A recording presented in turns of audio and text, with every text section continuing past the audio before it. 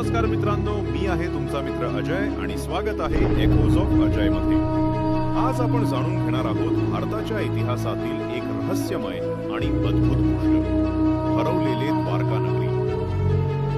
श्री कृष्णाचे साम्राज्य फक्त या पृथ्वीपुरते मर्यादित नाही, तर ते प्रत्येक मानवाच्या हृदयातही वसलेले आहे। पण आज आपण तुम्हाला कृष्णाच्या त्या अदृश्य साम्राज्याची सफर घडवणार आहोत, जे पृथ्वीच्या पृष्ठभागावर नसून समुद्राच्या गाभ्यात वसलेले आहे, जिथे एकेकाळी श्रीकृष्णांनी आपले राज्य स्थापन केले होते, जिथल्या प्रत्येक कणात त्यांच्या लीलांची साक्ष आहे। पण आज तिथे फक्त समुद्राच्या लाटांचा गूंज ऐकू येतो। गोमती नदी आणि अरबी समुद्राच्या संगमावर वसलेले हे शहर, विश्वास आणि इतिहासाला जोडणारे द्वारका, आजही भक्तांसाठी देवभूमी मानले जाते।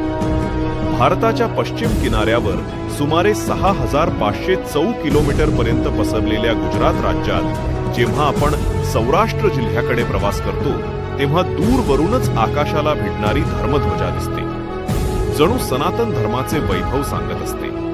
ती आपल्याला सांगते की इथूनच मोक्षाच्या मार्गाची सुरुवात होते, इथूनच सुरू होते तपभूमी आणि इथूनच सुरू होते द्वारकाधीशांचे साम्राज्य, ज्याचा काही भाग आज समुद्राच्या खोल गाभ्यात हरवून गेला आहे। आज आपण तुम्हाला सांगणार आहोत श्रीकृष्णांच्या त्या अद्भुत, अकल्पनीय आणि अविश्वसनीय द्वारका नगरीचा इतिहास, ज्याला स्वतः श्रीकृष्णांनी उभारले, जिथे ते आपल्या प्रजेसोबत राहत होते, जिथून त्यांनी आपले राज्य चालवले। पण शेवटी असे काय घडले की हे संपूर्ण साम्राज्य समुद्राच्या अथांग खोल्यांमध्ये विलीन झाले? चला तर जाणून घेऊया या रहस्यामागची गोष्ट। अनेक द्वारांचे शहर म्हणून ओळखली जाणारी द्वारका भारतातील 7 पवित्र तीर्थांपैकी एक आहे। हे फक्त धार्मिकच नाही, तर पुरातत्वशास्त्रीय दृष्ट्याही अत्यंत महत्त्वाचे स्थान आहे। गुजरात राज्यातील सौराष्ट्र द्वीपकल्पाच्या पश्चिम टोकाला वसलेले द्वारका हे 4 धामांपैकी एक आणि सप्तपुरी म्हणजेच 7 पवित्र नगरे यांपैकी एक आहे। पौराणिक परंपरेनुसार भगवान विष्णूंचा 8वा अवतार श्रीकृष्ण यांनीच ही नगरी उभारली। श्रीमद भागवत पुराणानुसार श्रीकृष्णांचा जन्म मथुरेच्या कारागृहात झाला। त्यांचे वडील वासुदेव यांनी त्यांच्या सुरक्षेसाठी त्यांना गोकुळ येथे आणले, जिथे त्यांचे बालपण राधा आणि गोपिकांसोबत रासलीला करत गेले। यानंतर त्यांनी आपल्या मामा मथुरेच्या अत्याचारी राजा कंसाचा वध केला।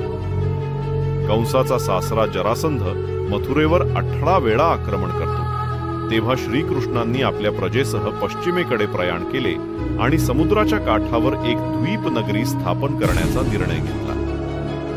पौराणिक ग्रंथांनुसार त्यांनी समुद्र देवतेकडून भूमी मागून घेतली आणि महान वास्तुशिल्पकार विश्वकर्मा यांच्या सहाय्याने एका रात्रीत द्वारका नगरी उभारली। ही नगरी भक्कम तटबंद भिंतींनी वेढलेली होती। तिचे दरवाजे सोन्याचे होते आणि वास्तुकलेचा हा एक विलक्षण नमुना मानला जातो। धनदौलतीने समृद्ध अशी ही नगरी फक्त जहाजानेच पोहोचता येण्यासारखी। पण कृष्णांनी ज्या प्रेमाने समुद्राच्या मध्यभागी ही नगरी उभारली, तीच नगरी शेवटी त्या समुद्रातच बुडाली। आणि आजही ती हरवलेली द्वारका म्हणून जगभर चर्चेचा विषय आहे। महाभारतानुसार श्रीकृष्ण पांडवांच्या बाजूने युद्धात सहभागी झाले होते।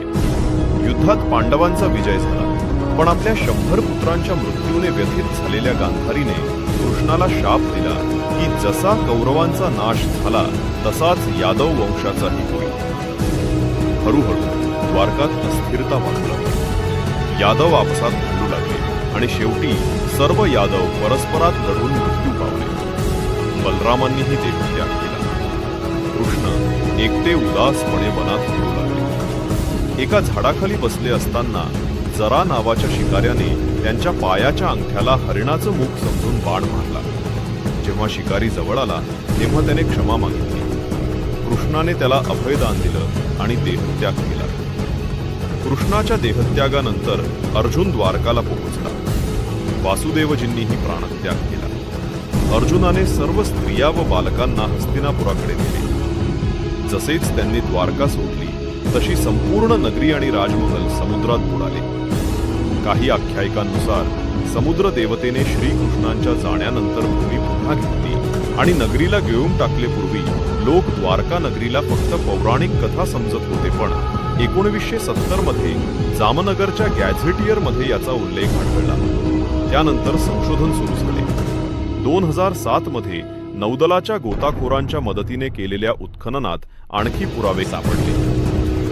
द्वारका आजही एक रहस्य आहे, श्रद्धेचं प्रतीक आणि इतिहासाच्या गाभ्यात दडलेलं एक सत्य. काहींना ती एक आख्यायिका वाटते, पण पुरातत्वीय पुरावे सांगतात की श्रीकृष्णांची द्वारका खरोखर अस्तित्वात होती. समुद्राच्या खोल तळाशी आजही तिचे अवशेष शांतपणे कृष्णलीलांची साक्ष देत आहेत.